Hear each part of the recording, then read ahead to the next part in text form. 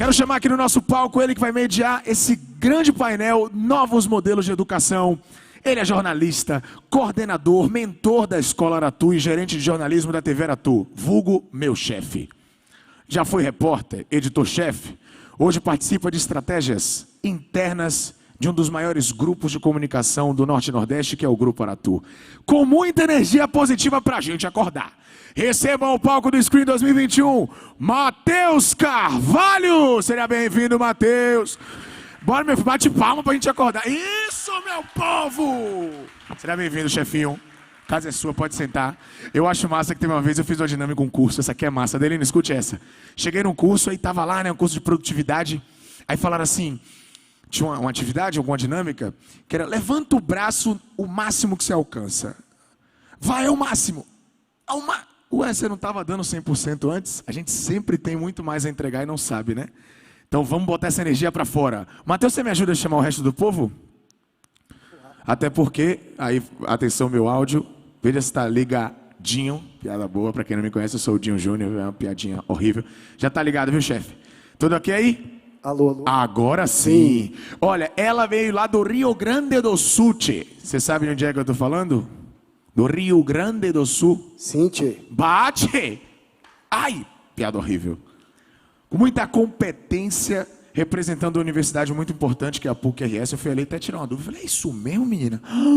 Ok. Para dar um match com a gente, em muita energia, recebam com muito calor. Frederic Match aqui no nosso palco do Screen 2021. Por favor, gente, salva de palmas. Bate! Seja bem-vinda, guria. Você tá bem? Já comeu acarajé? Ah, então tá tudo em casa. Então tá ótimo. Temos mais um convidado presencial, né? Parceirão aqui. Quer falar dele, então? Não, por favor, Então, você foi aluno dele. Pô, véi. Você vai dar a resposta, então. Eu vou falar um pouco sobre ele. Esse cara é... Eu acho massa, assim, que na sala de aula a gente ficava olhando, tipo, véi, esse professor é doido. E eu pensando, né? Gosto dele. Porque eu adoro os doidos me faz feliz. Sério, eu gosto muito de doido. Recebam aqui no palco ele... mestre em cybercultura, meu professor, como eu disse, há 20 anos atuando nas áreas de estratégia e criação para mídia integrativa, tem muita coisa para nos ensinar. De quem eu estou falando, Matheus Carvalho? Do grande Adelino Montalver. Seja bem-vindo, Adelino Montalver, aqui no palco! E aí, professor? Ó, eu ia falar assim, tá puxando, sabe porque quer passar de ano, mas eu já passei dessa fase. Preciso mais. Gente... O painel tem 3 grandes figuras aqui, mas a gente tem uma convidada especial. Ela não está de corpo presente, mas ela tem muita coisa a nos ensinar também. Ela já nos ouve, e como eu falei, aqui no Gregório, independente de estar no LED, a energia tem que ser dobrada, para a pessoa sentir lá e dizer que a Bahia é foda, entendeu? É isso. Ela vem representar uma escola boba, né, Matheus? Esse povo, já ouviu falar na ESPM? Eu nunca ouvi falar. Não é aquele canal de futebol? Não, é... Ah, não é não, né? É algo grande, viu? Ah, grandiosíssimo, né, rapaz? Desejo de muita gente que vem aqui nessa sala. Ela é diretora de operações acadêmicas e educação executiva nessa, que é a maior escola superior de propaganda e marketing. Já atuou como educadora e vem nos dar aula aqui no Screen 2021, com muita, mas muita energia para ela sentir de longe. Recebam Flávia Flamínio no Screen! Seja bem-vinda, Flávia, boa tarde! Boa tarde a todos, é uma alegria para mim, é a segunda vez que estou participando, tendo a oportunidade de participar do Screen. O espírito da Bahia está comigo há muitos anos. Durante 3 anos eu dirigi a nossa unidade aí em Salvador de pós-graduação. Tinha o prazer de passar todo final de semana aí, se bem que trabalhando, mas já sentindo esse clima. Então sei bem o que você estava falando sobre sentir esse clima. Que bom que você sentiu. Feliz. Que bom. Com certeza, com certeza. Então tá aí, depois do processo energético de todos apresentados, novos modelos de educação. É com você, Matheus. Jogue tudo. Valeu, Dinho. Bom, se vamos falar de novos modelos de educação, certamente o tema surge porque há algum desconforto, alguma inquietação, alguma crítica aos velhos modelos de educação, né? E eu acho que o que há em comum entre todos aqui é o fato de que todos, de alguma maneira, em algum nível, experimentaram esses modelos de educação que já estão consagrados há muitos anos. E a gente precisa fazer alguns questionamentos, porque tudo vem mudando numa velocidade muito grande no mundo, e aparentemente o sistema de ensino, os modelos de educação mudam muito pouco em comparação com o que está em volta. E é até uma coisa meio anacrônica, porque deveria ser o que impulsiona as outras mudanças, né?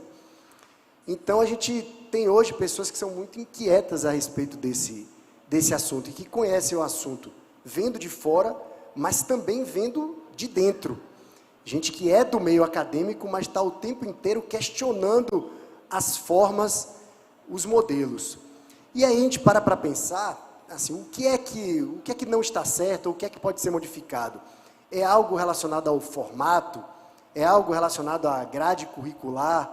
Ou é algo relacionado ao propósito, à finalidade da educação e dos sistemas de ensino?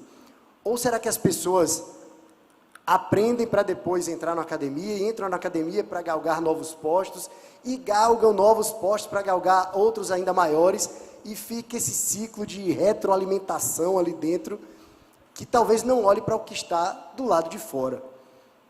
Então, eu já queria começar fazendo um questionamento, começando aqui pela nossa convidada que vem de longe, vem do Rio Grande do Sul, que tem uma relação muito forte com a Bahia, e Frederic Metz é especialista, dentre várias coisas, em educação financeira, que eu acho que talvez seja uma das habilidades, um dos temas que talvez devessem fazer parte da grade curricular desde o ensino médio.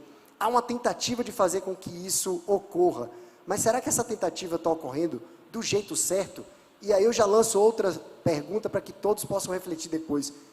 Que outras disciplinas ou que outras habilidades deveriam fazer parte da grade normal de um estudante? Obrigado pela presença. Obrigada, Matheus. Boa tarde para todo mundo. É um prazer estar aqui participando. Já tive um painel hoje de manhã que foi bem relacionado com o que tu trouxe agora, e era um painel falando justamente sobre sustentabilidade financeira. Então, acho que o que acontece? Dentre todos os pontos que tu trouxe do novo modelo de educação, eu acredito num dos últimos pontos que tu trouxe. Eu acho que toda a nossa vida deve ser feita com propósitos. E eu acho que a gente, como professores, educadores, a gente tem que entrar em sala de aula com um propósito. Segundo ponto, esse propósito tem que ser humanizado. Então, desde que eu comecei a ser professora, há 14 anos eu sou professora, em nenhum momento eu me coloquei acima dos alunos. Então, sempre tentando entender o outro lado, tentando entender as necessidades para, então, conseguir passar aquilo que eu precisava passar da melhor forma. Questão de educação financeira, e por que eu estou falando tudo isso? Justamente por essa nova proposta. Então, a partir do ano que vem, a educação financeira ela é obrigatória no ensino médio. Estão fazendo do jeito certo? Não, não estão.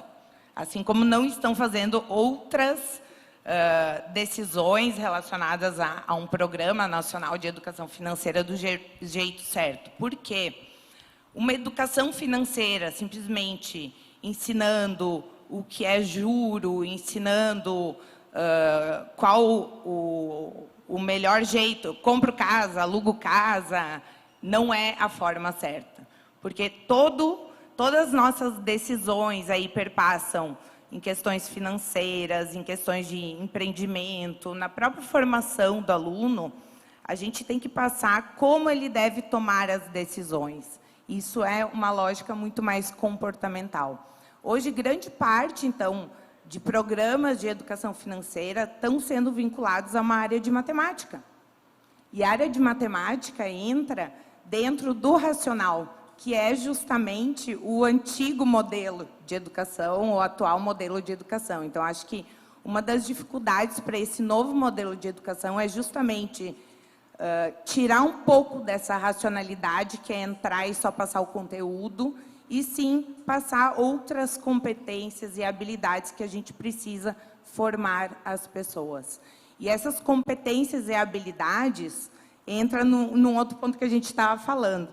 Como eu consigo também me adaptar a essas novas gerações que estão vindo? Eu, como educador, eu não posso querer utilizar algo que há 15 anos funcionava para esse público jovem, esse público novo que está vindo. Então, acho que sim, que a nossa educação ainda está atrasada nessa adaptação. A gente ainda tem muito o que evoluir e não tem uma receita certa de bolo para essa evolução.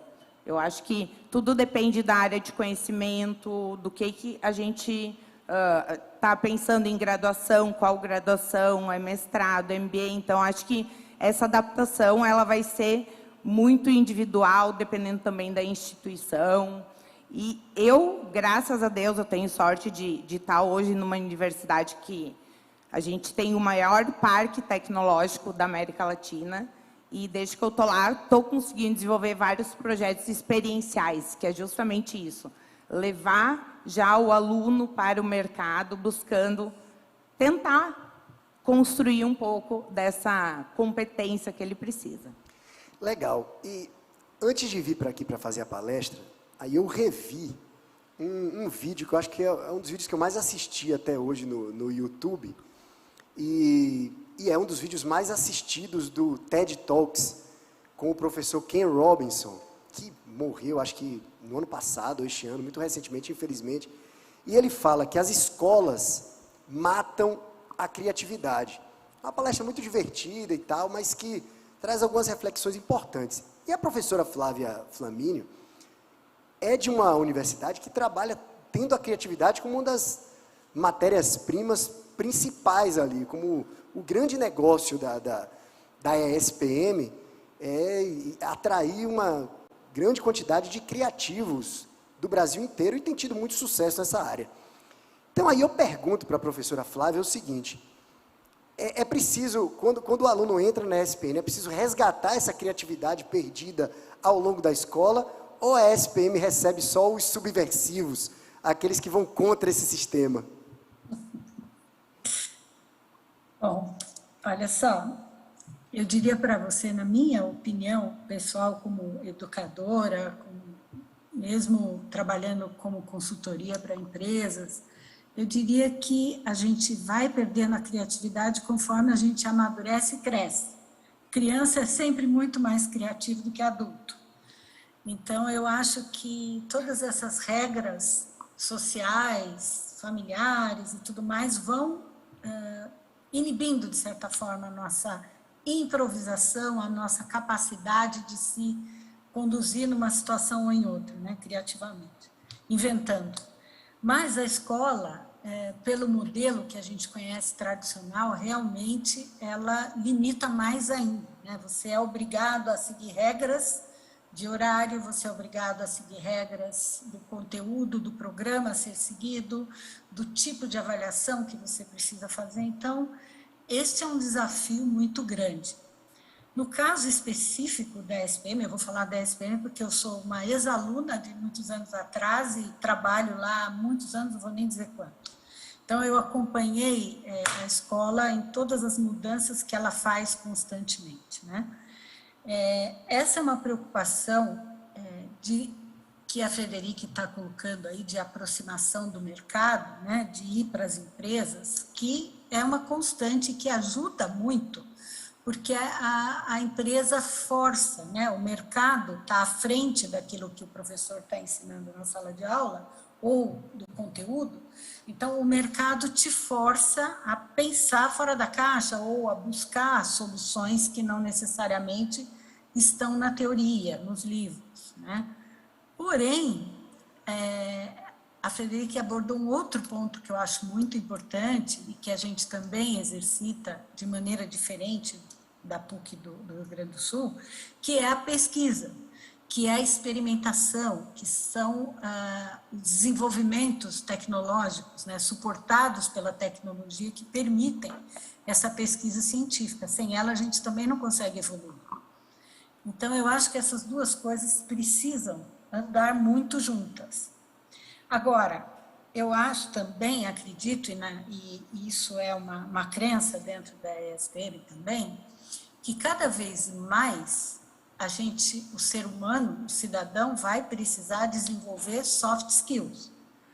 Não só conhecimento de conteúdo técnico, mas também a capacidade e habilidade para solucionar problemas, para se relacionar com o novo, para se relacionar na sociedade e, principalmente, porque ele vai precisar aprender todo dia para o resto da vida dele. Do dia que ele nasce ao dia que ele morrer, ele vai precisar estar aprendendo, aprendendo e aprendendo.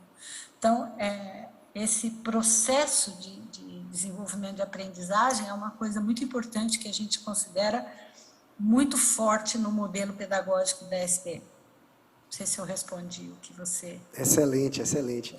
E, na verdade, a gente não está aqui buscando respostas, a gente está buscando mais provocações mesmo para deixar essa plateia com a cabeça ouriçada. Em 2019, eu participei do Screen, fiz uma palestra e logo depois teve um painel em que Adelino participou junto comigo. E eu tenho mania de tentar ser um pouco polemista e exagerado, e fiz uma palestra que meio que botava meu período escolar abaixo, a época de estudante, e eu dizia que as principais habilidades eu adquiri na hora do recreio e não na sala de aula. E aí eu dizia que a capacidade de negociar, ideias sobre estratégia, persuasão, educação financeira, tudo eu aprendia no recreio ou nas aulas que eu filava. Ou seja, era uma forma de chamar atenção para a questão, mas com um certo excesso, para fazer com que a plateia não durma, para fazer com que a plateia não pegue o celular na hora. E logo depois teve um debate muito legal com o Adelino, porque o Adelino usou um argumento muito inteligente para tentar me desconstruir. E ele falou assim, olha, tudo isso que você está falando é muito interessante, agora, essa sua capacidade de argumentar, você aprendeu foi na escola. E foi legal, e a gente teve um debate que chamou muita atenção das pessoas, e hoje nós somos praticamente sócios numa empreitada chamada Escola Aratu, que procura dar um tipo de formação um pouco diferente, porque trabalha muito mais com as habilidades, como a gente estava falando, do que com esse acúmulo de conteúdo. Então, assim, passados 2 anos, Adelino, que novas experiências você teve e o que é que você pensa hoje sobre a história da capacitação profissional baseada muito mais nas habilidades do que no acúmulo de conteúdo? E aí eu aproveito para completar, eu estava falando sobre TED agora há pouco, e aí antes de vir para cá eu fui ver a lista dos TEDs mais vistos, os que têm o maior número de visualizações, 70 milhões, 60 milhões, e pode ver, na lista dos primeiros estão quase sempre habilidades. É o cara que ensina você a aprender 7 idiomas de uma maneira mais rápida, é o outro que ensina a fazer mágica e usar isso em palestras, memorização, detecção de mentiras. Então, assim, é impressionante como isso vem ao encontro do que a gente está falando, né? O conteúdo de educação que as pessoas estão buscando nessas plataformas é muito mais voltado para as habilidades. É isso mesmo, Adelino? Matheus, obrigado. Você sempre me dá uma deixa sensacional, né? No painel passado, 2019, você disse que achava que seus professores estavam tristes com você, porque você era um cara que queria criar polêmica, que queria criar movimento, marola, que reclamava muito. E eu te respondi dizendo, seus professores estão felizes com você, porque é isso, a ideia era deles, o objetivo era isso. Estão felizes porque se livraram de mim também. Porque criou um cara polêmico, um cara que cria movimento. Antes da gente entrar no assunto, eu queria falar o seguinte, eu estou voltando a esse espaço aqui depois de 20 anos. E Salvador nunca foi um lugar monótono, mesmo antes de ser cidade, de ter esse nome, é um lugar muito movimentado. E esse lugar aqui, em especial, na década de 40 e 50 do século passado, aqui funcionou um cassino, chamado Cassino Tabaris. Era o cassino mais famoso da época aqui na Bahia. Então, jogadores, imagine esse espaço aqui com mesas de jogos, tinha uma orquestra própria do cassino, tinha um corpo de baile do cassino. Então, jogadores viviam por aqui, milionários, enfim, pessoas de farras homéricas aconteceram aqui nesse espaço, né? Então, assim, é possível que a alma de muitos músicos, jogadores, croupiers e bêbados em geral ainda estejam aqui por esse lugar. É um lugar mágico. Eu me lembrei disso pela escada. Não sei se vocês perceberam que a escada é um pouco glamourosa, né? Ela faz uma volta assim para você chegar no cassino, né? Então é a história do lugar que a gente está. Uma outra coisa é o seguinte: eu queria, para começar, já que a gente tem aqui um grupo de profissionais de comunicação, de marketing, de publicidade, criativos, pessoas que trabalham com TV, com conteúdo, começar fazendo uma audiodescrição. Depois eu vou explicar por quê. É simples. Eu apenas preciso dizer, uma figura a fundo, né? Eu preciso dizer quem eu sou, né? Como eu sou e o que está atrás de mim nesse cenário. E aí depois vou continuar até chegar na resposta de Mateus e vou explicar por quê essa audiodescrição. Meu nome é Adelino, eu sou um homem branco na faixa de 40 anos, né? Sou calvo, uso barba, a barba que está branca no queixo, eu uso uma camisa azul e atrás de mim tem um cenário com o nome screen, um telão também que apresenta o nome do evento. Essa audiodescrição, ela serve para que deficientes visuais que estiverem acompanhando pelo YouTube, ao vivo agora ou depois do que vai ficar gravado, possam ter uma percepção mais ampla do que está acontecendo aqui. Ou seja, quem está falando agora, né, é um homem de 40, de 20, branco, preto, ele tem o cabelo black, ele é careca. Então, isso aumenta a compreensão das pessoas sobre o que eu falo. Aos 15 anos, mais ou menos, na época da Ideia 3 Digital, deve ter alguém aqui dessa época, chegou para a gente um trabalho super curioso. A gente tinha que fazer um CD-ROM com 3 cursos: Word, Excel e PowerPoint para cegos. Bom, o primeiro momento foi de terror, né? Porque eu nem sabia mexer no Excel. E como é que eu vou fazer um curso de PowerPoint para cegos? Mas com o apoio da FIEB, que era o cliente, e dos técnicos deficientes visuais que davam apoio à FIEB, a gente entendeu como é que funcionava esse processo e, estudando a acessibilidade, a gente conseguiu realizar esses 3 trabalhos, esses 3 cursos em CD-ROM de Word, Excel e PowerPoint para cegos. Bom, vindo para os dias atuais, eu recentemente tenho participado de cursos de pós-graduação aqui em Salvador e em outras cidades e percebo que cada vez mais tenho alunos deficientes auditivos, surdos, cadeirantes, em algum ponto do espectro autista, com uso de prótese. As pessoas estão ocupando esses lugares, né? Elas estão agora também na pós-graduação, elas fazem questão de participar, de estar integrada com as outras pessoas. A última turma que eu tive, deve ter um mês, foi um módulo, assim, fim de semana, 20 horas, que foi totalmente traduzido em Libras. 2 tradutoras em Libras, ao vivo, fazendo a tradução para uma aluna que estava na turma. E falando sobre isso, eu disse o seguinte: essa política inclusiva da faculdade, de colocar 2 tradutoras em Libras para fazer isso, ela não atendeu só uma aluna surda da turma, mas ela transformou 30 pessoas que estavam na turma. O ministro da Educação, recentemente, foi contra, né, que alunos com síndrome de Down ou com algum grau de autismo frequentassem uma turma com alunos num padrão, porque acha que isso atrasaria os alunos, né?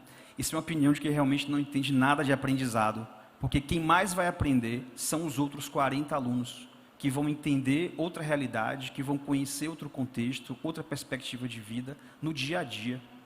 Então, a transformação é muito maior para os colegas do que também para esses alunos.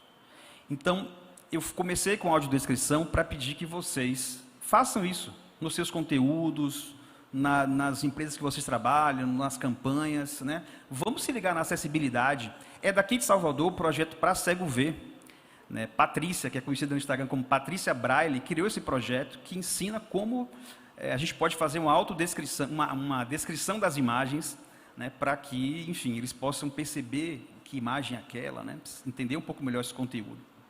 Então, dessa forma, né, a gente consegue criar um outro tipo de aprendizado. Um aprendizado que não é só mais pelo conteúdo. O conteúdo está online, está dito, não tem novidade. né? O aprendizado hoje depende de experiências, né? Esse eu acho que é o ponto. Então, as experiências que a gente pode criar, seja na escola dos pequenos, né, dos adolescentes, ou nas faculdades, como é que a gente pode criar experiências? Eu acho que o profissional hoje mais valorizado no mercado é o que tem experiências diversas. Eu, outro dia, estava numa escola que eu estava fazendo uma consultoria e veio uma menina linda, devia ter 21 anos, e falou: olha, você poderia me ajudar, porque eu acho que eu tenho um problema. Eu falei: qual é o seu problema, jovem? Ela disse: eu não sei se eu tenho espaço no mercado. Eu falei: por quê? Porque eu fiz metade do curso de engenharia, depois eu fui morar na Áustria, então eu falo alemão também, e agora estou acabando cinema, e eu também sou fotógrafa, e escrevo também roteiros e poesias e tal. O que ela estava vendo como um problema era uma solução. Ou seja, essa experiência dela tornava o perfil um perfil incrível, né? Ela não estava percebendo, né, o valor que isso tinha. Então, acho que é importante que a gente tenha os cursos, certificados, etc., mas a gente precisa ter um pouco mais de atenção às experiências. Já que eu estou fazendo uma volta no tempo, né, me lembrei da minha própria escola. Eu estudei numa super escola aqui em Salvador, numa época com a professora Magali Mendes, que faleceu, infelizmente, recentemente, e um grupo de professores que transformou essa escola numa escola com a visão de humanidades e de arte e política muito forte. Mas era uma escola muito elitizada, né? Eu brinco que assim, todos os sócios do Yacht Club estavam nessa escola, né? O que faz essa escola não ser tão interessante hoje, né? Porque era uma escola que todos nós éramos quase iguais.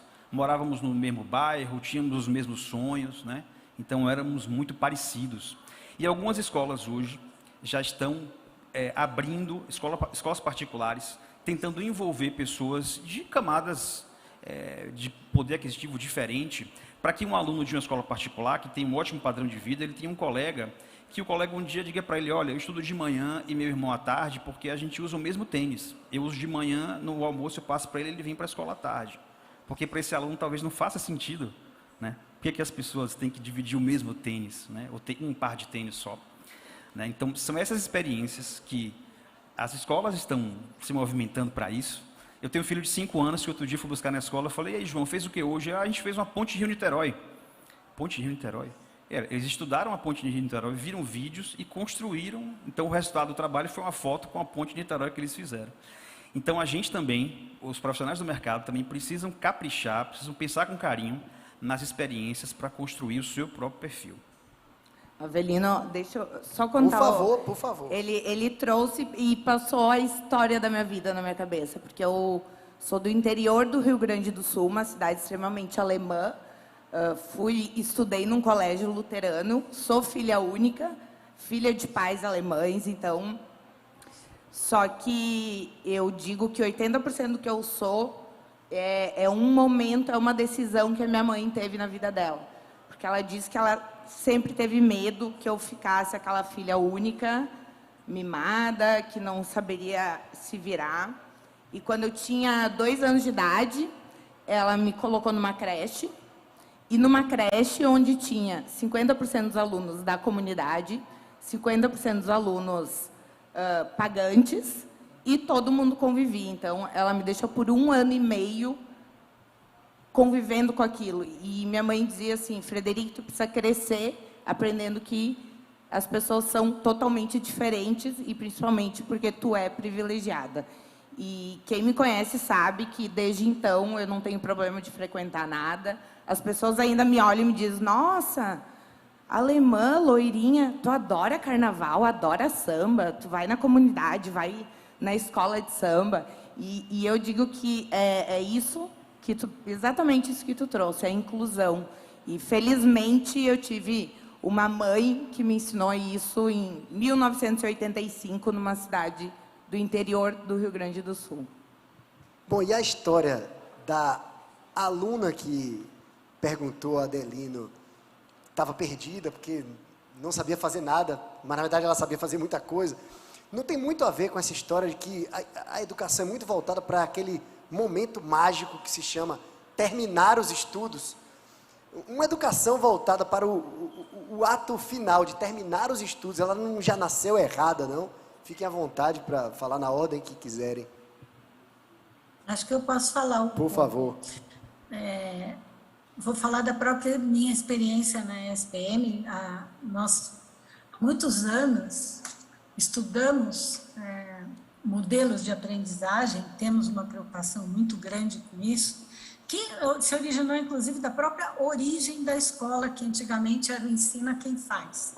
E que chegou um momento que o ensina quem faz era trazer o bambambam do mercado para dar aula, mas o bambambam do mercado não tinha pedagogia, não sabia preparar uma prova, não sabia corrigir a prova, ele ficava amigo do aluno.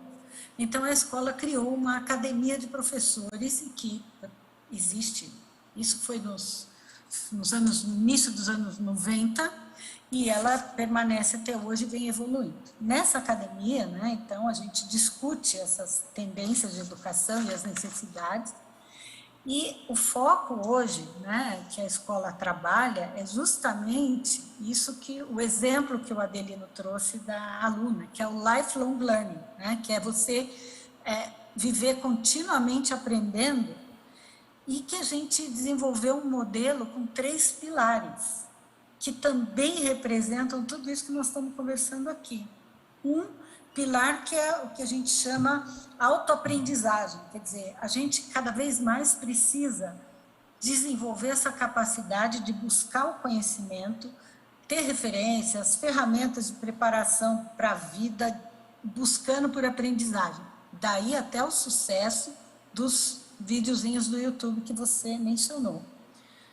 O segundo pilar é a fluência digital, né, que a gente chama de tech quant, vamos falar assim, que é uma fluência na inovação tecnológica, nos números que a Frederic traz, né? Para lidar com o mundo digital, hoje você precisa entender o mundo e as relações entre o mundo, senão você também não adianta você saber fazer um podcast se você não souber fazer o conteúdo dele, né? E o terceiro pilar, que é o que a gente chama de socioemocional, que na verdade é buscar o autoconhecimento, né? O que é isso? Desenvolver soft skills, que é isso que também nós falamos aqui, né? O autoconhecimento e a liderança para melhorar essa capacidade de comunicação nas relações interpessoais, senão você não consegue se posicionar.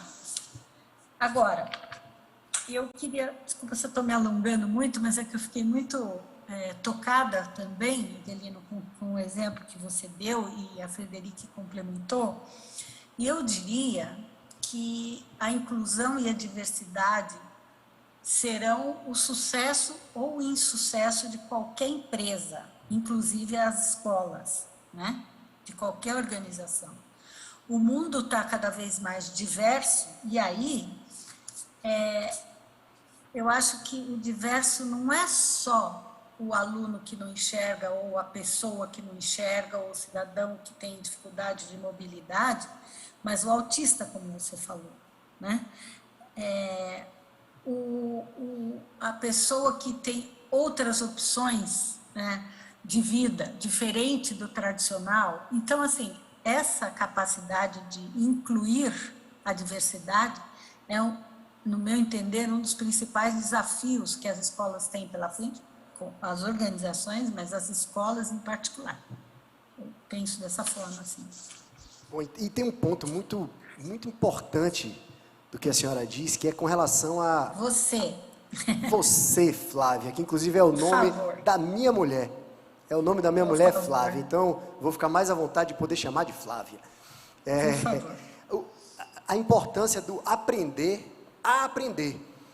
Porque o que é que tem uma tese muito aceita de que os alunos que têm muita dificuldade de aprendizado e os alunos que têm muita facilidade de aprendizado acabam tendo dificuldade de se encontrar numa universidade, numa escola, porque ou é devagar demais para eles, ou é rápido demais para eles, e assim fica tudo voltado para o mediano, para o médio. Em algum momento, isso talvez fosse fundamental, porque era preciso municiar as pessoas de determinadas ferramentas, e tinha que ser algo mais ou menos equânime. Hoje em dia, que a informação está disponível em tudo que é lugar, os acessos muito facilitados, seria o papel das escolas e das universidades cada vez mais ter mais um papel de curadoria do que de transmissão de conhecimento em grande número de conteúdos e tal. Esse papel de curador e de municiar dessas habilidades e ao mesmo tempo mostrar de que forma você pode aprender a aprender o que você quiser. Seria por aí assim, uma forma de melhorar um pouco as relações que as pessoas têm hoje com o meio acadêmico? Eu acho que isso daí é fundamental, né? Por isso que a gente chama de ensinar a aprender, né? Porque a gente vai cada vez mais continuar com essa evolução toda, tendo que aprender pro resto da vida, né? Aí eu tenho que desenvolver competência emocional e racional, não tem como, né? Você vai ter que estudar as teorias, mas você vai ter que ter a capacidade emocional de lidar com o novo, de lidar com o diferente. Tudo isso vai ser fundamental, né? Até porque, Frederico e Adelino, ao terminar um determinado estudo, do jeito que, na velocidade que as coisas estão, talvez aquele conhecimento tenha uma validade de 2 anos, 3 anos, e já seja necessário um aperfeiçoamento maior em outros campos, né? Claro. E eu acho que a Flávia trouxe um ponto super interessante, que é o desafio das instituições de ensino se adaptarem à necessidade de formação das pessoas dentro do que o aprendizado ele vai ser constante na nossa vida.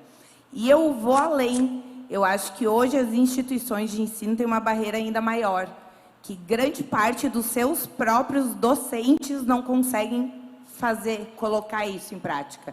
Então, como é que uma instituição de ensino que vê o futuro, enxerga o futuro, sabe o que quer transmitir para os alunos, mas muitas vezes não tem o transmissor alinhado com esse propósito. Então, acho que a gente ainda tem uma barreira muito grande, que é, muitas vezes, do professor não conseguir enxergar essa necessidade, ou até mesmo do professor não ter esses soft skills que ele tem que ensinar. Como é que eu vou ensinar algo que eu não sei? Não tem.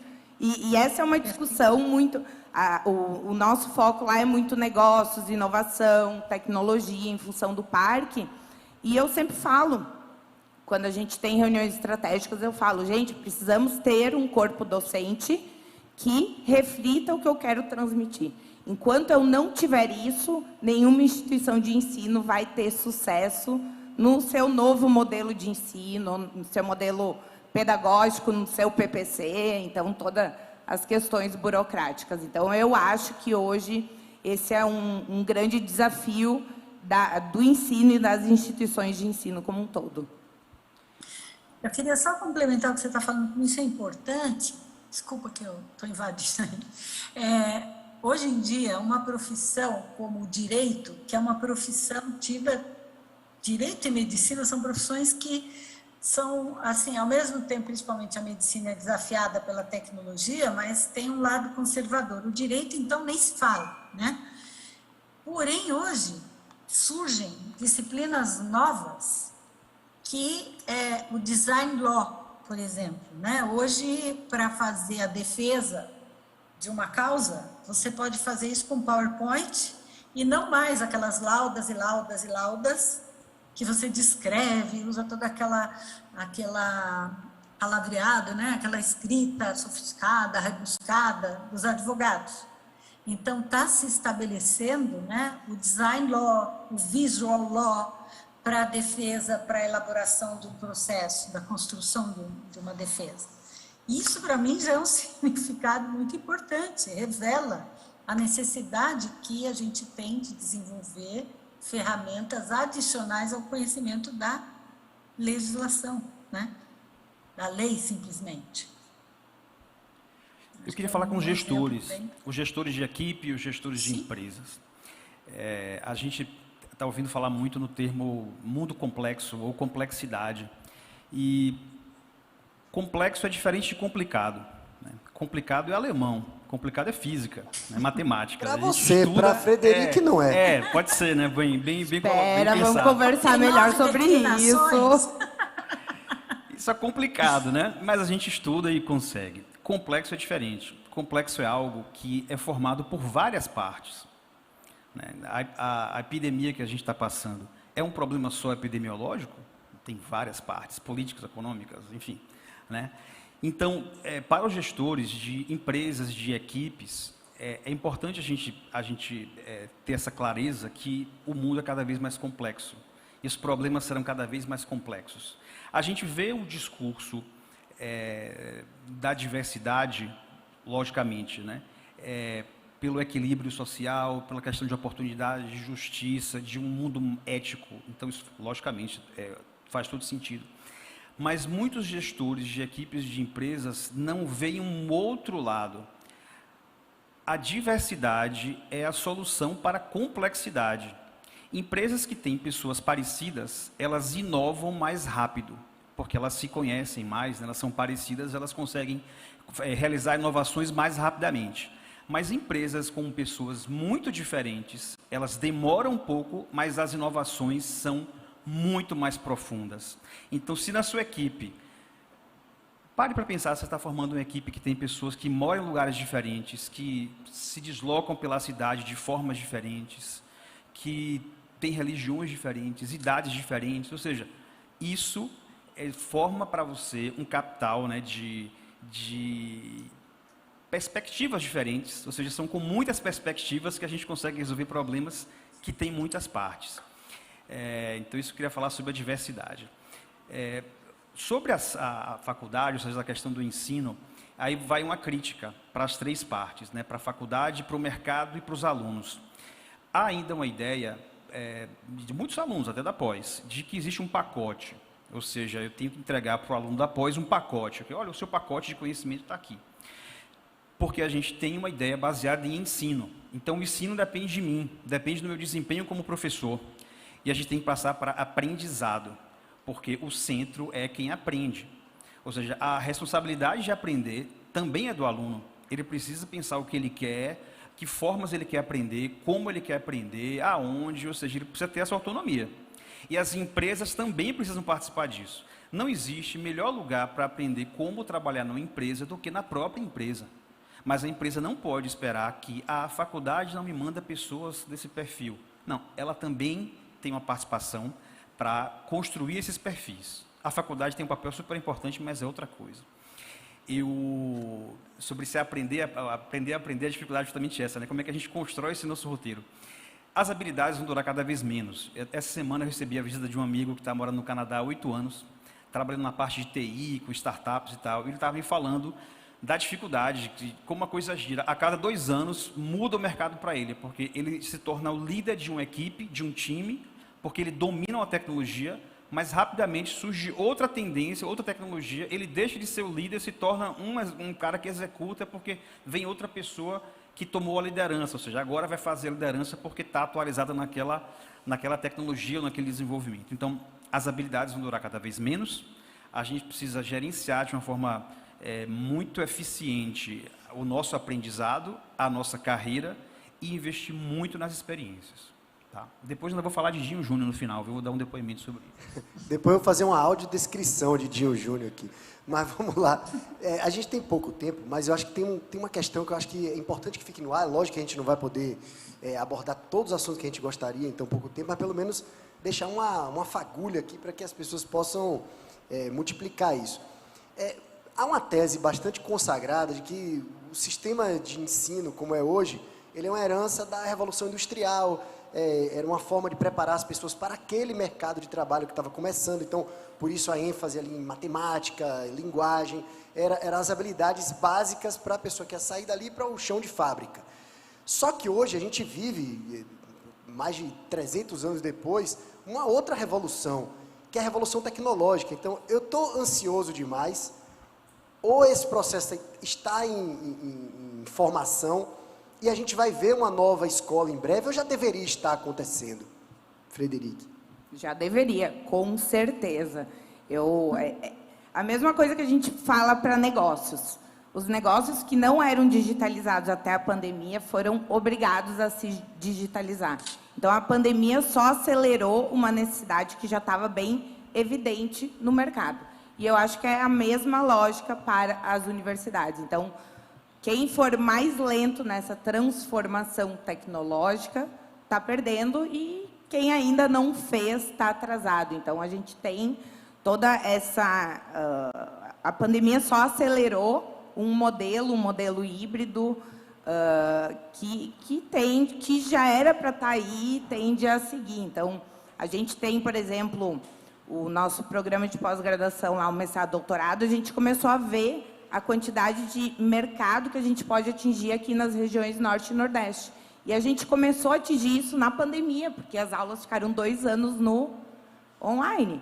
Então, agora a reitoria tomou uma decisão de que a gente vai conseguir ter um modelo totalmente híbrido, adaptado a disciplinas concentradas, ou disciplinas que o professor está em sala de aula, o aluno opta por participar ou não.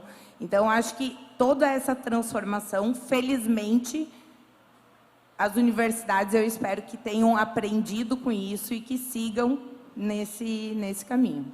Flávia tem essa sensação também de que tudo está andando num ritmo veloz e a escola não? Tenho, e mesmo, eu concordo com a Frederique, e mesmo na ESPM, que é uma escola que está sempre buscando essa inovação, como eu falei, criou uma academia de professores lá nos anos 90 e investe pesadamente nisso, tem programa de inclusão de professores especificamente preparados para acolher, né, essa diversidade. A gente também ainda sofre com isso, não há dúvida, mas eu acho que uma coisa que falta a gente investir na educação é justamente naquilo que a gente chama nas habilidades socioemocionais de cada um de nós, dos alunos, dos profissionais, das pessoas, né? Desenvolver o autoconhecimento, as soft skills, saber os seus limites, a sua capacidade de comunicação, desenvolver isso, porque só assim eu pelo menos acredito, que a gente vai conseguir tornar viável a aceitação, acelerar esse processo de aceitar o novo, o diferente, né? O pensar outra maneira de fazer, que foi o caso do exemplo que ela deu, que nós, em parte, também vivemos, viu, Frederico? Acho que todas as escolas. Você falou do professor Ken Robinson, Matheus, ele também faz essa comparação, né, das escolas com as fábricas. As escolas foram realmente, esse modelo de escola que a gente conhece, ele foi criado realmente para produzir futuros operários para as fábricas. Por isso que as pessoas usam a mesma roupa, entram às 7 da manhã, né, tem o alarme, o sininho, tem o momento do descanso no meio da manhã, né? Tem o gerente na sala de aula, que é o professor. É igual ou a fábrica ou o presídio, né? O presídio também, né? A mesma coisa. Tem o banho de sol. Eu fugia, eu era um prisioneiro rebelde. Então, o modelo da escola foi pensado nesse modelo da fábrica.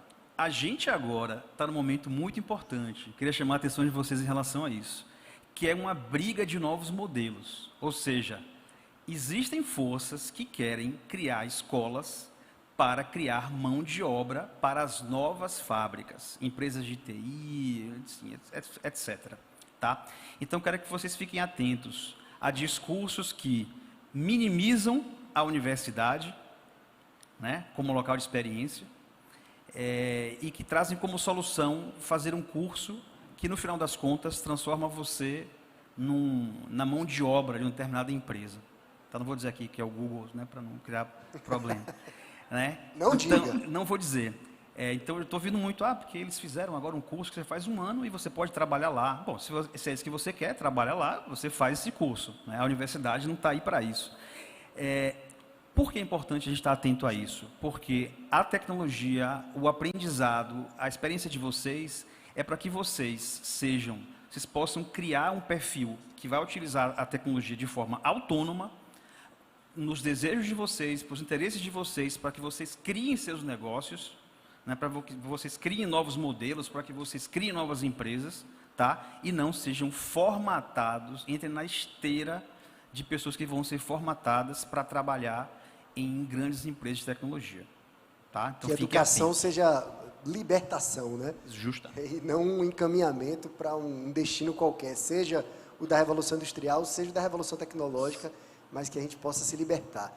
Bom, é com essas palavras finais aí de Adelino que a gente encerra o painel de hoje, agradecendo a participação de Frederico, Flávio, Adelino, agradecendo ao nosso querido Dinho Júnior e deixando assim como mensagem final de todo mundo aqui que esteja ou ensinando, ou aprendendo, ou ambos, que procure ter esse questionamento o tempo todo sobre o seu trabalho. Se a gente está estudando ou ensinando para terminar alguma coisa ou para se abrir para novas coisas, né? Que talvez seja muito mais agradável e seja muito melhor para o todo, né? Para a sociedade. Então, muito obrigado pela participação de todos.